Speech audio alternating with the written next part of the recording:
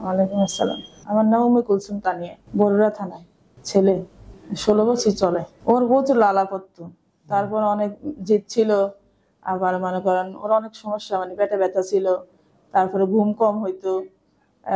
তারপরে আবার আমরা টাকা পয়সা কিছু চিনতো না। এখন আল্লাহর মধ্যে কিছুটা চিনে, আবার লালা পড়াটা বন্ধ হয়েছে, পেট ব্যথাটা ভালো হয়েছে। তারপর আগের থেকে ঘুমটা বাড়ছে অনেক, আল্লাহর রহমতে আগের থেকে একটু পরিবর্তন আরো আছে। মেজাজ, হ্যাঁ, অনেক সময় হঠাৎ করে খুব জিদ বেড়ে যেত, অনেক জিদ হইতো। এখন আল্লাহর মতো এত জিদ হয় না, রাগ হয় ওই আবার ঠিক হয়ে যায়। কম, বেশি ছিল, এখন কম। জিদ উঠলে মনে করেন আমরা কেউ মানে কোনো কিছু নিয়ে হয়তো রাগ হয়েছে, ওর সাথে জিদ করতো আর কি, মারতো বা জিদ দেখাইতো। এখন হয়তো একটু রাগ হয়, ওই আবার ঠিক হয়ে যায়।